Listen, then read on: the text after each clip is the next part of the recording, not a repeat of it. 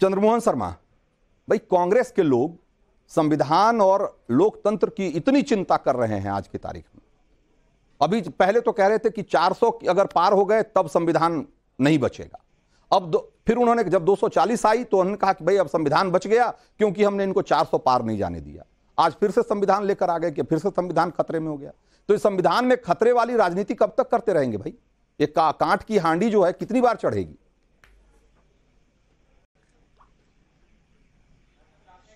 देखिए, कांच की हांडी नहीं चढ़ेगी, यथार्थ की राजनीति होगी, प्रवचन की राजनीति नहीं होगी कि प्रवचन दे दो उस पे वचन ना दो, और वचन देने का टाइम आए तो उसको जुमला कह दो।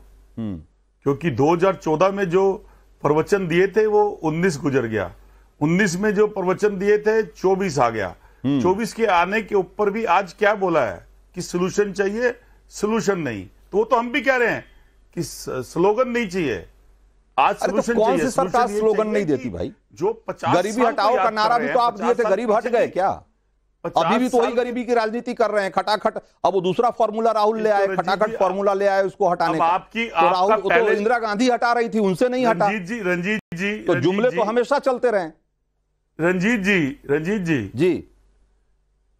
जी हाँ। प्रेम शुक्ला जी और दो प्रवक्ता बैठे हैं, बहुत सक्षम हैं। आपका प्रश्न का जवाब देने दीजिए मुझे। हाँ, वो दोनों बहुत सक्षम है, मेरी बात का जवाब दे देंगे। अब प्रश्न क्या है, सोल्यूशन क्या है? 50 साल को याद कर रहे हैं, 50 साल पहले सवाल तो कर नहीं रहा, लेकिन 50 साल के बाद देश से जुड़ा हुआ सवाल कर रहा हूं ना चंद्रमोहन जी। और आप मुझे बोलने नहीं देंगे तो क्या फायदा है मुझे बुलाने का? हाँ बोलिए, नहीं बोलिए, आप अपनी बात पूरी कर लीजिए, कर लीजिए। अरे मेरे को आपकी बात का जवाब तो देने दीजिए रंजीत जी।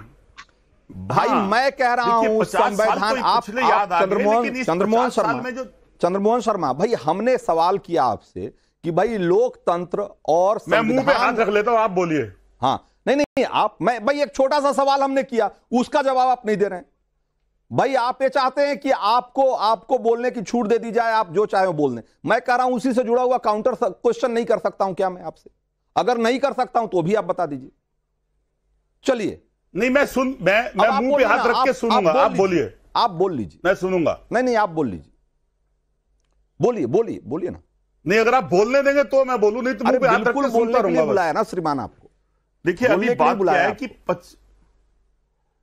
50 साल, अब 50 मैं दे रहा हूं आपको सोल्यूशन, आपकी बात का जवाब दे रहा हूं। जब 50 साल को याद कर रहे हैं तो उस 50 साल के अंदर आज जो देश के नौजवान के बच्चों के पेपर लीक हो जाते हैं, उसके ऊपर देश के माननीय प्रधानमंत्री चुप हो जाते हैं। और पेपर भी 70 लीक होते हैं, नीट के, एनआईटी के, देश के बच्चे सड़कों के ऊपर हैं। सदन का पहला दिन है, देश के प्रधानमंत्री को इमरजेंसी याद आ जाती है, स्लोगन की बात याद आ जाती है, लेकिन देश के भविष्य की बात याद नहीं आती है। तो ये तो प्रश्न खड़ा करना पड़ेगा कि इमरजेंसी से भी बड़ी इमरजेंसी लग गई देश के अंदर कि अगर एक माँ बाप अपने बच्चों को पढ़ाता और बच्चा अगर तैयारी करता है और उसके पेपर लीक हो जाए, और झज्जर जैसे ऐसे स्कूल के अंदर जहां 6 विद्यार्थियों के 720 में से 720 नंबर आ जाए और बाकी बच्चों के 708 नंबर आ जाए, और वो स्कूल किसका हो? वो भाजपा के तंत्र से जुड़ा हो, भाजपा के लोगों का हो। और एनटीए के अंदर जो शख्स बैठा हो वो एक संस्था और संघ से जुड़ा हुआ हो, तो देश के भविष्य क्या करेगा? उस पर तो आपने इमरजेंसी लगा दी, और वो भी इमरजेंसी जो देश के नौजवान भविष्य डॉक्टर बनता है, जो देश का भविष्य इंजीनियर बनता है। हाँ। और अब आप प्रश्न करते हैं कांग्रेस पे, तो संविधान तो याद करना ही पड़ेगा ना, क्योंकि संविधान के दायरे के अंदर ही तो है कि आज देश के अंदर उसी संविधान की कॉपी के अंदर जो 400 के पार जाने की पार्टी बात करती थी, जिसके नेता संविधान बदलने की बात करते थे, भाई नहीं। चंद्रमोहन शर्मा आपको ये बताना चाहिए आपको। मैंने कहा ना कि मैंने आपसे सवाल किया लोकतंत्र और संविधान पे। अगर आप पेपर लीक पे चर्चा करना चाहते हैं तो अलग बात है, पेपर लीक पे हम अलग अलग समय पे चर्चा करते रहे हैं। नीट का जो सवाल है उस सवाल को भी उठाते रहे हैं, और टाइम्स नाउ और भारत में मतलब है देश का भविष्य और सबसे जोरदार तरीके से हमने सवाल उठाया नीट को लेकर।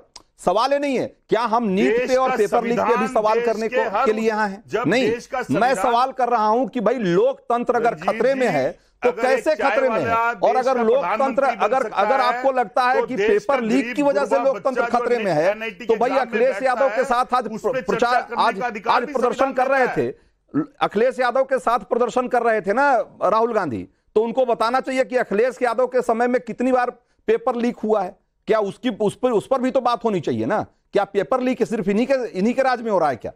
लेकिन सवाल यह है कि हम पेपर लीक पे चर्चा नहीं कर रहे, पेपर लीक पे चर्चा नहीं कर रहे, इसलिए मैं उस पर नहीं जाऊंगा। प्रेम शुक्ला, सवाल यह है कि भाई संविधान और लोकतंत्र खतरे में है, ये भी एक तरह का जुमला ही है। कुछ नहीं, कोई मुद्दा नहीं समझ में आ रहा है तो कह देना है कि हाँ जी लोकतंत्र खतरे में है, आरक्षण खतरे में है, संविधान खतरे में है। कैसे खतरे में है बताने को तैयार नहीं जी। क्या खतरा है ये भी नहीं बता रहे। देखिए रंजीत जी, आपने स्वयं जो आपका ओपनिंग रिमार्क्स था उसमें संविधान पर खतरा किसने लाया, संवैधानिक संस्थाओं की अवमानना किसने की, संवैधानिक संस्थाओं को बारंबार कलंकित करने का कुत्सित कुकर्म किसने किया, इसको आपने विस्तार से बताया। 1959 में पहली बार जब पंडित जवाहरलाल नेहरू की सरकार ने केरल में कम्युनिस्टों की नंबूदिरीपा सरकार को बर्खास्त करने का निर्णय लिया और तब कांग्रेस की अध्यक्षा पंडित जवाहरलाल नेहरू की पुत्री श्रीमती इंदिरा गांधी हुआ करती थी। तब उस समय श्रीमती इंदिरा गांधी के पति फिरोज गांधी ने कहा था कि ये हिटलर वाली गतिविधि आपकी है, यानी अपनी पत्नी को ही लेडी हिटलर कहा था। और वो कालांतर में सत्य सिद्ध हुआ जब 1975 में 25 जून 1975 को लोकतांत्रिक परंपरा मूल्य सबको खंडित करते हुए आपातकाल लागू करके 1.5 लाख से अधिक विरोधियों को जेलों में ठूंस दिया गया। और उस काले दिन ने इस देश में नई राजनीतिक पौध पैदा की।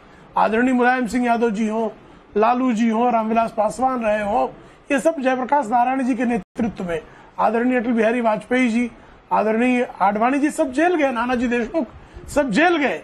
और किसी पर भी मीसा के तहत जो मामले हुए और DIR के तहत जो कार्रवाई की गई, किसी का कोई कारण नहीं बताया गया।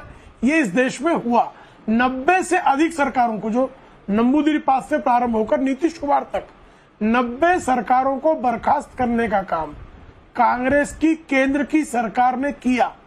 और उसमें सब अधिकांश विपक्ष की सरकारें ही थी, उनको बर्खास्त किया इन्होंने। अभी आप ही ने बताया किस तरह से ये स्थिति पैदा की। श्रीमती सोनिया गांधी, संजय बारू की पुस्तक में जिसका उदाहरण दिया उन्होंने कि किस तरह से जो सारी प्रधानमंत्री कार्यालय की फाइलें थी, वो पुलोक चटर्जी नाम का ब्यूरोक्रेट नेशनल एडवाइजरी काउंसिल जो असंवैधानिक संस्था थी इस मामले में, उसकी अध्यक्षा होने के नाते श्रीमती सोनिया गांधी को दिखाया करता था।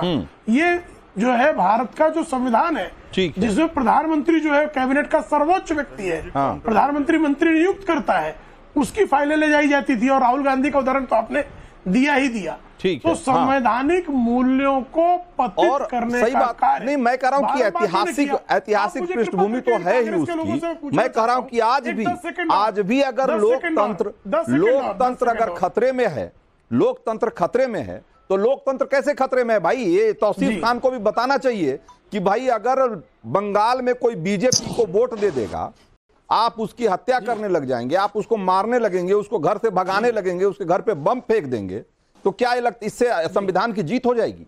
इससे लोकतंत्र जीत जाएगा? क्या लोकतंत्र को जिताने का यही तरीका विपक्ष जानता है? क्या TMC के इसी रवैये से लोकतंत्र इस देश में मजबूत होगा क्या? तौसीफ खान, देखिए रंजीत जी, ये नैरेटिव